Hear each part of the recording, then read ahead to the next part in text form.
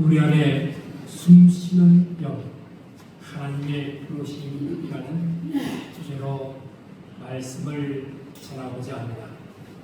오늘은 성령 강림 후 둘째 주일입니다. 동시에 우리 교단이 지키는 경건 절제 주일이자 하나님께서 창조하신 이 땅의 아름다움을 기억하는 환경 주일이기도 합니다. 특별히 이번 주간은 우리 용천교회가 코로나의 긴 터널을 지나 비록 몇 안 되는 적은 수의 성도들이지만 마음을 하나로 모아 전교인 나들이를 떠나는 복된 주간입니다. 우리 교회 어르신들을 뵈는 마음이 애틋할 때가 많습니다. 세월의 무게로 인해 몸은 다소 불편하시고 그러기는 무거우실지 모르겠습니다. 그러나 이번 나들이를 통해 날마다 반복되던 삶의 공간을 잠시 벗어나 하나님이 지으신 저 푸른 산과 맑은 호수를 바라보기를 바랍니다. 그곳에서 만나는 사람들과의 만남을 통하여 육신의 피로가 풀리는 참된 휴식이 있기를 원합니다. 우리가 자연으로 나아가 산과 호수를 바라볼 때 우리는 그 속에서 만물을 창조하시고 지금도 보존하시는 하나님의 영, 성령의 숨결을 느끼게 됩니다. 우리가 그 대자연 속에서 하나님의 숨결을 느끼듯 오늘 이 예배의 자리에서 우리 가운데 역사하시는 성령의 충만한 인재를 경험하기를 소망합니다. 구약의 예언자적 성령께서 오늘날 우리 안에 계신 예수의 영으로 오늘 우리가 함께 읽은 구약과 신약의 말씀은 모두 성령의 역사와 하나님의 부르심, 소명에 관한 말씀입니다. 우리가 구약 성경을 읽어보면 구약 시대의 성령은 매우 특별한 방식으로 역사하셨음을 알 수 있습니다. 구약에서의 성령은 아무에게나 임하는 영이 아니었습니다. 하나님께서 특정한 시기에 특정한 목적을 위해 특별한 소명을 부여하신 선지자나 왕이나 사사들에게 제한적으로 임하셨습니다. 성령은 그 선지자들의 입을 통하여 하나님의 계시를 선포하게 하셨고 하나님이 이루고자 하시는 예언의 말씀을 전달하는 하나님의 대언자로서의 기능을 감당하게 하셨습니다. 그래서 구약의 사람들에게 성령의 인재는 두렵고도 경이로운 아주 특별한 사건이었습니다. 그러나 오늘날 살아가는 우리에게는 얼마나 놀라운 은혜가 주어졌습니까? 예수 그리스도께서 이 땅에 오셨고 십자가에 죽으시고 부활하심으로 이제는 구약의 시대와는 전혀 다른 성령의 시대가 열렸습니다. 이제는 누구든지 예수 그리스도를 구주로 믿기만 하면 구원을 얻습니다. 그리고 구원 받는 자 안에서 성령께서 친히 임하셔서 영원히 그와 신다. 보혜사 성령님은 저 멀리 계신 분이 아닙니다. 특정한 선지자에게만 임하시는 분이 아닙니다. 오늘 예수를 주로 고백하는 저와 여러분의 마음 중심에 우리 용천교회 공동체 한가운데 친히 내주하고 계심을 믿으시기 바랍니다. 그 성령께서 오늘날 우리에게 하시는 일이 무엇입니까? 우리에게 진리를 가르치십니다. 기록된 하나님의 말씀이 단순한 글자가 아니라 영의 양식이 되도록 우리를 감동하게 하신다 뿐만 아니라 우리가 세상을 살아가는 순간순간마다 삶의 구비마다 성령께서 깨닫게 하시고 알게 하십니다. 우리의 지간을 뛰어넘어 하나님의 깊은 뜻을 통달하게 하시고 역사가 성령을 통해 일어나십니다. 우리가 세상에서 무슨 말을 해야 할지, 어떤 사건을 만났을 때 어떻게 분별해야 할지 그 모든 것을 깨닫게 하시는 분이 바로 우리 안에 성령님이십니다. 하나님은 예수 그리스도를 통해 우리 가운데 성령을 부어 주셨습니다. 성령은 곧 예수의 영입니다. 우리는 날마다 숨쉬는 순간마다 우리 안에서 세미하게 말씀하시고 깨닫게 하시는 그 예수의 영을 의지하며 살아가야 합니다. 오늘 본문에 나오는 에레미야 선지자처럼 여호와의 말씀이 특별하게 임하는 것도 귀한 것입니다. 그러나 오늘날 성령시대는 사는 우리는 이미 예수의 영이 내 안에 임하셨음을 고백하는 믿음을 가졌으며 내 안에 예수의 영이 계신다, 주님의 영이 나를 인도하신다, 이 명확한 암과 믿음의 고백이 저와 여러분의 매일의 고백이 되기를 간절히 소망합니다. 그래서 에레미야서 1장 4절 5절 말씀 읽겠습니다. 여호와의 말씀이 내게 임하니라. 이르시되 내가 너를 모태에 짓기 전에 너를 알았고 내가 베스로하기 전에 너를 선택하여 너를 여러 나라의 선지자로 세우라 하시리라.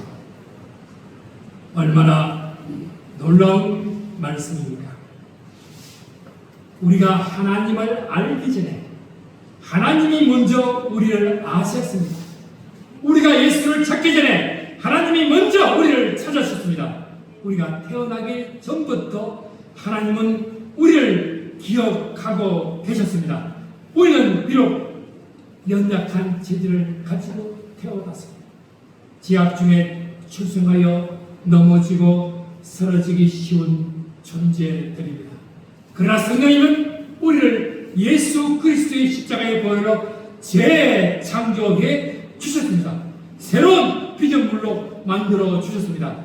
그래요 우리 역시 하나님의 거룩한 백성으로 이 시대의 영적 선지자로 세워주심을 우리는 확신할 수 있습니다. 실패한 우리를 사랑하셨고 넘어지는 우리를 사랑하셨습니다. 말씀하십니다. 내가 너를 안다. 이것이 복음입니다. 그러나 에레미야는 하나님의 부르심 앞에서 자신감을 보이지 못했습니다. 6절 말씀 읽겠습니다. 내가 이르되 슬프소서 주여 보소서 나는 말할 줄 알지 못하니라. 에레미야는 절망 섞인 탄식을 뱉어냅니다. 슬프도소이다. 주 여호와여 보십시오. 나는 나입니다. 경험도 없고 능력도 없고 나이도 어립니다. 저 슬프는 세상 앞에서 무슨 말을 해야 할지 아무도 도와주지 않습니다. 어쩌면 이것이 오늘날 세상을 바라보는 우리들의 솔직한 고백일지 모릅니다. 하나님, 우리 용천교회는 성도 수도 적고 다들 연수도 많으시고 몸도 불편합니다. 거대한 도시 교회를 비하면 그리고 운명이 급변한 이 시대 앞에서 우리는 그저 아무것도 할 수 없는 아이와 같습니다. 우리가 어떻게 세상을 변화시키고 복음을 전하겠습니까? 그러나 하나님은 그런 에레미야에게 그리고 오늘 우리에게 단호하게 말씀하십니다. 7절 8절 읽읍시다. 여호와께서 이르기를 이르시되 너는 나이라 말하지 말고 내가 너에게 누구에게 보내든지 너는 가며 내가 네게 무엇을 명령하든지 너는 말하지 너는 그들 때문에 두려워하지 말라. 내가 너와 함께하여 너를 구원하리. 나 여호와의 말이라 하시니라. 그래서 말씀하십니다. 너는 아이가 말하지 말라. 이 말씀은 오늘 우리에게도 동일하게 주시는 말씀입니다. 너는 늙었다고 말하지 말라. 너는 배울 것이 없다고 말하지 말라. 너는 할 수 없다고 말하지 말라고 합니다. 왜입니까? 성령께서 함께 하시기 때문입니다. 보내시는 분이 하나님이시고 내 입의 말을 닮아주시는 분이 하나님이시기 때문입니다. 예수 그리스도는 과거 사도 바울과 베드로에게 하늘과 땅의 권능을 주셨습니다. 그 권능을 오늘날 우리에게도 동일하게 주셨습니다. 성령님은 세상의 학문이나 지식을 뛰어넘는 세상에 감당하지 못하는 지혜를 우리에게 공급하십니다. 만물을 통달하신 성령께서 우리와 함께 하시니 우리는 선지자처럼, 아니 그 선지자들보다 더 담대하게 주님을 선포할 수 있습니다. 주님 말씀하셨습니다. 진리를 알지니 진리가 너희를 자유하게 하리라. 이 진리의 말씀, 오늘날 성리의 시대를 살아가는 우리의 삶의 본분이자 규진이 되어야 합니다. 세상이 아무리 험하고 우리의 형편이 아무리 작아 보일지라도 두려워하지 마십시오. 구원은 오직 예수 그리스도를 믿는 믿음에 있습니다. 그분을 알고 믿는 것이 영생입니다. 그 영생의 권세가 우리에게 있으니 두려워할 이유가 전혀 없는 것입니다. 그래서 9절 말씀 읽겠습니다. 여호와께서 그의 손을 내밀어 내 입에 대시죠. 여호와께서 내게 이르시되 보라 내가 내 말을 내 입에 두었도다. 하나님께서 친히 손을 내밀어 예레미야의 입에 대시며 내 말을 내 입에 두었다고 말씀하십니다. 이는 이사야 선지자 지단 숯불로 입술이 정결하게 되며 소명을 받았던 것처럼 전능자의 손길이 인간의 연약한 입술에 닿는 거룩한 소명의 순간입니다. 오늘날 우리의 소명도 이와 같습니다. 우리가 예수 그리스도를 믿고 고백할 때 주님은 우리의 입술을 정결케 하시고 우리 입에 하나님의 말씀을 두십니다. 비록 우리는 평범하고 투박한 말을 할지라도 우리 안에 계신 예수의 영이 우리 입술을 통해 선포할 때 그 말씀은 세상을 변화시키는 강력한 권능이 됩니다. 하나님은 예레미야에게 이 권능의 역사가 어떠한지 10절에게 선언합니다. 10절 말씀. 보라, 내가 오늘 너를 여러 나라와 여러 왕국에 세워 네가 그들을 뽑고 파괴하며 파멸하고 넘어뜨리며 건설하고 심게 하리라 하시니라. 오늘날 세계는 엄청난 속도로 변화하고 있습니다. 인공지능이 인간의 시선을 대체하고 문명이 국도로 창궐한 이 시대 속에서 사람들은 물질적인 풍요를 누리는 듯 하지만 영적으로는 더 메말라가고 방황하고 있습니다. 이러한 첨단 문명의 시대에 그리스도인들과 과연 어떤 모습으로 살아가야 합니까? 우리는 거창한 이름이나 명예를 내세우지 않습니다. 세상 사람들은 우리를 알아주지 않을지라도 우리는 이름 없는 무명의 전도자가 되어 우리의 삶의 자리에서 묵묵히 복음의 증거자로 살아가는 것입니다. 세상의 AI를 말하고 과학기술을 전할 때 우리는 우리 입에 두신 하나님의 생명의 말씀을 전해야 합니다. 이것이 세상을 진정으로 변화시키는 그리스도의 권능입니다. 하나님의 역사는 두 가지입니다. 먼저 뽑아내십니다. 죄를 뽑아내십니다. 교만을 뽑아내십니다. 탐욕을 뽑아내십니다. 그리고 심으십니다. 믿음을 심으십니다. 소망을 심으십니다. 사랑을 심으십니다. 오늘날 교회의 사명도 같습니다. 세상을 정죄하는 것이 아닙니다. 복음을 심는 것입니다. 생명을 심는 것입니다. 희망을 심는 것입니다. 예수 그리스도를 심는 것입니다. 그래서 베드로후서 1장 11절 말씀 읽겠습니다. 이같이 하면 우리 주 곧 구주 예수 그리스도의 영원한 나라에 들어가면 넉넉히 너에게 주십니다. 그 영원한 나라는 바로 우리 구주 예수 그리스도의 나라입니다. 그 나라에 들어가면 하나님께서 오늘날 낙심하고 방황하는 대적의 세상에서 우리에게 주신 가장 확실하고 강력한 소망입니다. 겨우 턱걸이하듯 부끄럽게 들어가는 나라가 아닙니다. 넉넉히 너희에게 주십니다. 상처를 사매시고 고치시며 7배의 햇빛과 같은 영원한 천국의 영광으로 우리를 맞이해 주신 넉넉한 승리가 약속되어 있습니다. 성령 하나님 오늘도 우리를 부르십니다. 하나님의 형상을 회복하라고 부르십니다. 성령 안에서 살아가라고 부르십니다. 예수 안에서 영원한 나라를 바라보라고 부르십니다. 세상은 흔들립니다. 왕대는 무너집니다. 사람의 영광은 사라집니다. 그러나 하나님의 나라는 영원합니다.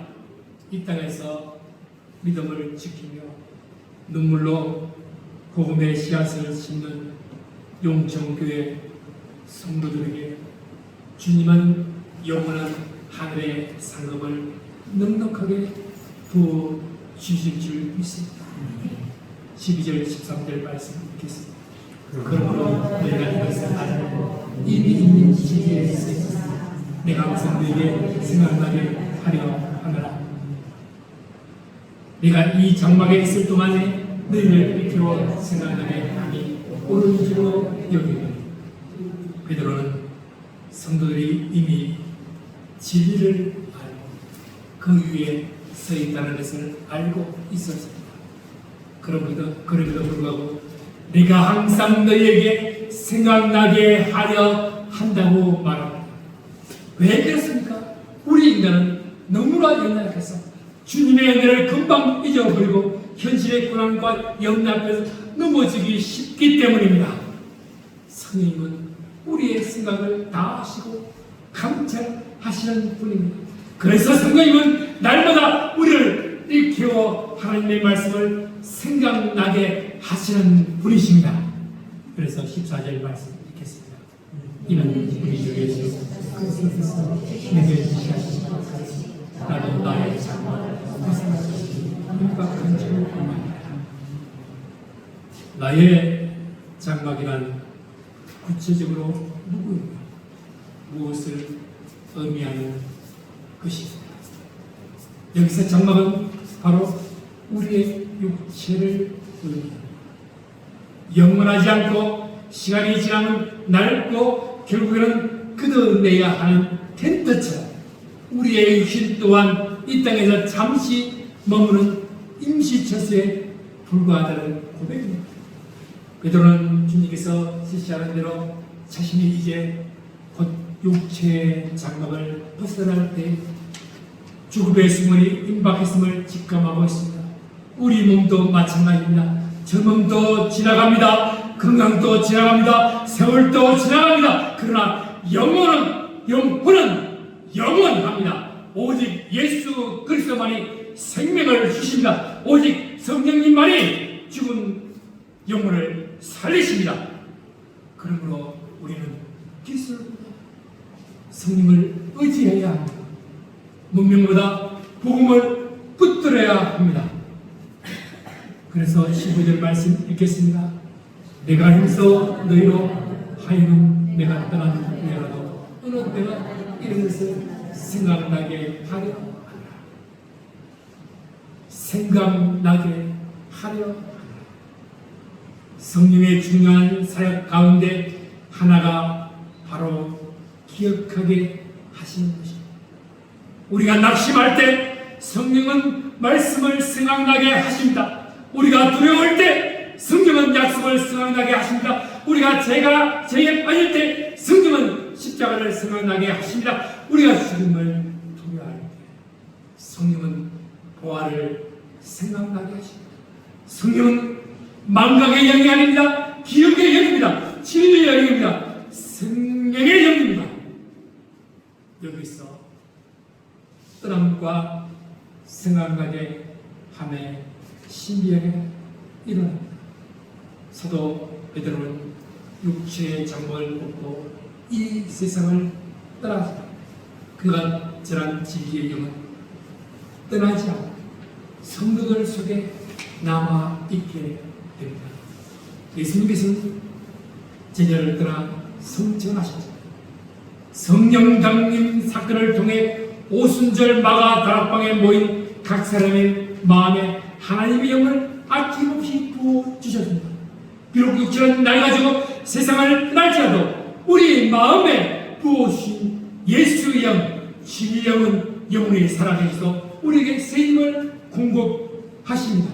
이것이 오늘날 각 문명 속에서 소외감을 느끼거나 노년의 연약함 속에서 낙심하기 쉬운 우리 성도들에게 성령님이 주시는 진정한 위로요, 능력입니다. 우리는 그 사람은 낡아지나 우리의 속사람은 날마다 새로워지는 줄 믿습니다.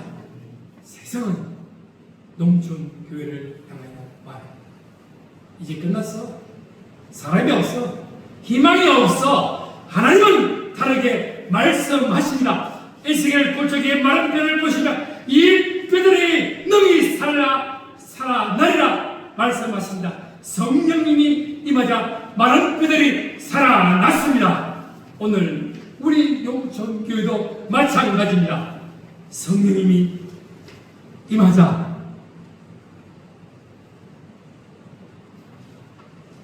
숫자가 아니다. 부활하신 성령님으로 임해서 살아나는 것입니다. 성령께서 역사하시는 10명도 병명의 일을 감당합니다. 결코 낙심하거나 스스로를 아이라 하며 한계 짓지 마십시오. 우리에게는 기도의 근수가 있습니다. 우리에게는 하나님의 주신 영적인 약속이 있습니다. 성령께서 역사하시면 작은 교회도 지역을 변화시킵니다. 성령께서 역사하시면 농촌 교회도 부흥의 불씨가 됩니다. 우리는 믿습니다. 지역 사회를 변화시켜 주실 줄 믿습니다. 우리 앞에 세례교인 40명을 채우실 하나님을 바라며 믿음으로 기도하고 있습니다. 11명 남짓한 숫자로 시작하지만 이 교회가 낙후된 농촌에 머무는 것이 아니라 이 지역 사회를 예수의 사랑으로 개몽하고 하나님을 믿는 믿음을 통해 온 동네에 선한 영향력을 끼치는 강력한 구원의 황제가 될 줄 믿습니다. 우리 용천교회는 결코 쇠퇴해 가는 교회가 아닙니다. 하나님의 영이, 예수 그리스도의 영이 우리 가운데 충만히 나타나 성령의 권능을 세상에 알리는 살아있는 원동력이 되는 교회입니다. 우리의 기도를 통해 하나님의 꿈이 현실이 되고 어르신들의 삶 속의 기쁨이 회복이 되며 다음 세대에 살아가는 놀라운 역사가 일어날 줄 믿습니다. 이 시대에 꿈을 꾸는 교회, 성령의 권능으로 무정하여 비록 무명할지라도 묵묵히 복음을 증거하는 살아있는 용천교회가 되시기를 축원합니다. 사랑의 하나님 아버지, 성령 강림호 둘째 주일이자 우리 용천교회 성도들이 한마음으로 예배드리게 하시니 감사합니다. 이번 주간 진행된 전교인 나들이 가운데 함께하여 주시옵소서. 연약한 어르신들의 육신을 치료하여 주시고 푸른 산과 호수를 보며 하나님의 창조 섭리와 참된 휴식을 경험하는 유쾌한 시간이 되게 하여 주시옵소서. 우리의 육체가 장막처럼 유한함을 깨닫게 하시고 오직 우리 안에 계신 영원한 예수의 영을 의지하게 도와주시옵소서.